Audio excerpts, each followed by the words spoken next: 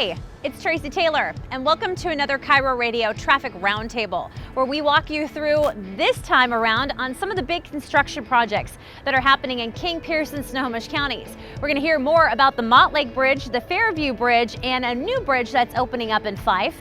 And we're going to put you on a Washington State ferry. And if you're going to be traveling this summer season, we'll hear from Washington State Patrol about what to expect when we hit the roads. So come along, let's go for a ride. And it's exciting with summer travel since things are starting to open back up again across the country and more people are vaccinated. They're just itching to get out of the house. So where are they going? Jennifer Cook from AAA Washington says people are just excited to get back out there again. Road trips. Road trips are always very popular, but we are seeing a huge increase in the number of people who are going to take a road trip for Memorial Day. And then we're actually seeing people hop back on planes. So the top driving destinations for road trips for Memorial Day are Denver, Bozeman, Montana, Spokane from the west to the east here, Boise, and Salt Lake City. This Memorial Day holiday weekend, more than 37 million people are expected to travel. That's 60% more from last year. However, it's still down from 2019. Jennifer Cook from AAA explains.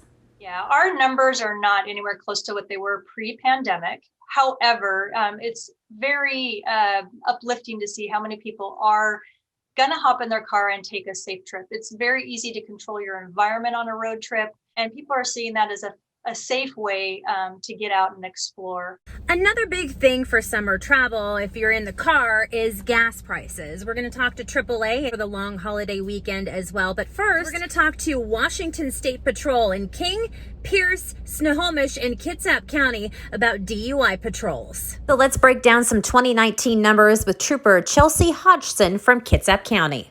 In 2019, during the summer, we had 329 collisions, and of those collisions, around 21 were DUI for our county.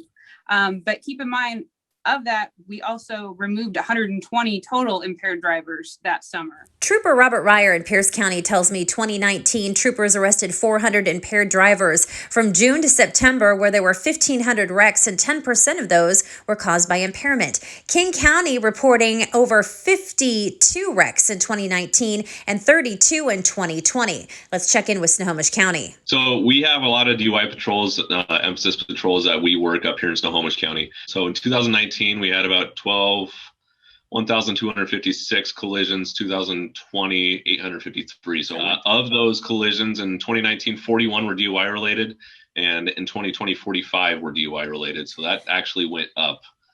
Impairment's not the only issue that will lead to a crash or a deadly accident. Speeding in Washington State's been up since traffic has been scaled back due to the pandemic. A wrong-way driver had crashed on I-5 in Marysville, topped out at 95 miles an hour. Or a tweet from Snohomish County Trooper Rocky Oliphant, where a Prius headed northbound on I-5 in Linwood was clocked at 110 miles an hour. And then this guy on the motorcycle going 100 miles an hour over Harbor Island. Now that we've touched on speeding and DUIs, what does State Patrol want you to take into the holiday weekend? The message that we want to tell people is just, drive safe. And, especially on these holidays, understand that there may be impaired drivers, coming back from trips, or, just be cautious and be defensive. Sure. So now we've heard the messages from State Patrol about DUIs and speeding. So let's put some fuel in the vehicle and we'll check in with AAA's Jennifer Cook on gas prices and summer travel. The car is loaded, the kids are buckled up. Now we got to get some gas for our summer travel. We talked to Jennifer Cook from AAA about gas prices, and are we surprised we're starting to see them rise? Not really. We do typically see an increase starting in late January, early February. That takes us through March, maybe sometimes into April. This year it just went up a lot faster, but it was a shorter period of time. So it's pretty typical. The state's gas prices are up more than $1 year over year. So will we hit $4 this summer? I sure hope not. There's nothing in the stars at this point that tells us that we'll get close to $4 a gallon. Again, supplies are good. Crude prices are staying low, so there isn't any indication that we should bump up above $4 a gallon. This time last year, the average price of gas was $2.27 per gallon, and in June we jumped to $2.53 per gallon. Jennifer Cook from AAA Washington says we're trending up to where we were 3 years ago. But right now we are exactly on point with where we were with gas prices in 2019 and 2018. Obviously looks very different than last year because we were all in stay-at-home orders, right in line with 2019 and 2018.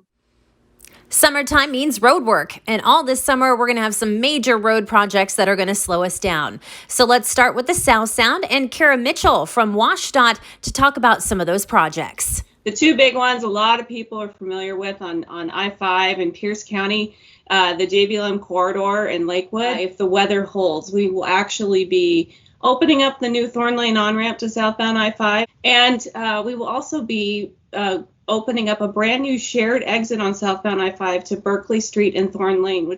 And all depending on the weather, the contractor is going to open the new Thorn Lane on-ramp to southbound I-5 and the new shared southbound 5 exit to Berkeley on Sunday morning, June 6th. So let's find out a little bit more about paving work in the Puyallup River Bridge. Through August in the southbound direction so that we can finish building the center median barrier and getting the East L Street overpass finished up, getting travel lanes on the brand new Puyallup River Bridge as well. And we're going to stay here in the South Sound and talk to Laura Newborn from DOT about the new 70th Avenue Street East Bridge, which is set to open this summer. The first construction milestone, the SR 167 completion project.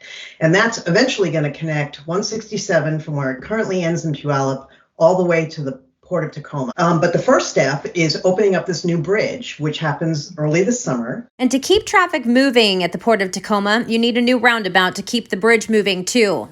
Connects the new bridge to SR 99. And the goal is to keep traffic flowing in that area and improve mobility to the Port of Tacoma. Construction started in early 2020, and the new 70th Avenue East Bridge is scheduled to open by this summer sometime. The new roundabout is open in both directions, but there's still a little work that's going to have to happen around the area. Be a little construction, ongoing construction, really through the fall. And most notably, when the bridge fully opens by early fall, it will have a 12-foot wide shared use path, which will allow pedestrians and bikes to cross I-5 safely for the first time in that area. Just in like years past, DOT is getting ready to revive I-5 once again in downtown Seattle. If you're headed southbound on I-5, some of those expansion joints need replaced and some of the pavement needs some repair. Bart Treese from DOT explains the project. Most of the work for the paving and bridge expansion joints are going to be for southbound traffic, but we have some nighttime work also to make some improvements to the northbound lanes between I-90 and 520. And that's where we're essentially closing that gap where it goes from 3 lanes to 2 lanes back to 3 lanes near Seneca Street. Now, some would call this widening out I-5, but Washdot's Bart Treese says, no, that's just not the case. Widening, we're using the existing footprint of the road. So we're not actually going outside of where the I-5 actually is now. We're just making some adjustments to the barrier and to the striping and also making some operational improvements to make this configuration work. This part of northbound I-5 carries over 100,000 cars a day, and including 2-lane section that creates one of the worst choke points in the state. So keep that on your radar screen. Another thing to keep on your radar, the Montlake Bridge and the closure that's coming up in August. And as we wrap things up on our traffic roundtable, we hit the waterways with King County Sheriff's Office Marine Unit and Officer Ben Callahan, who says the water is not what it was last summer. So I think the last time everyone was out playing around in the water, it was September, August, and people were enjoying 75-degree water, and it wasn't much to think about. It was an easy option to go down and cool off, and that's what everyone's remembering. And right now, it's not the same environment. And it's extremely important to have all the necessary equipment, like a life jacket. The message is have life jackets. Everyone on every boat needs a life jacket. And by the way, your kayaks and your paddle boards are considered vessels. They're boats. They're just a very small boat that they're a lot easier to get into and get out on the water with, but you still have to have a life jacket. And it's important to note that you too can be fined if you don't have the right equipment. We do write tickets. Most of the time we have each person on the water, each law enforcement officer has their discretion whether they issue a ticket or not. If someone's out on the water and it's clear that they should know what they're doing and they don't have the proper safety equipment, that is absolutely when we write a ticket. Most important, know your surroundings. Yeah, so situational awareness is a big one, and it sounds really simple, but we also have to be realistic with how we all work. Right now, the rivers that are running in 35 to 50 degree water, and it's not a place to go take your kids or your dog or to have like a hike into nature right now. It will be in a couple of months. So a big thank you to all of our guests, Bart, Laura, RB, and Kara from Washington State Department of Transportation, Ian Sterlings from the ferries, also to our SDOT guests and the Washington State Patrol. That wraps up for another edition of the KIRO Radio Traffic Roundtable, but we have another one coming up this fall. We hope you'll join us.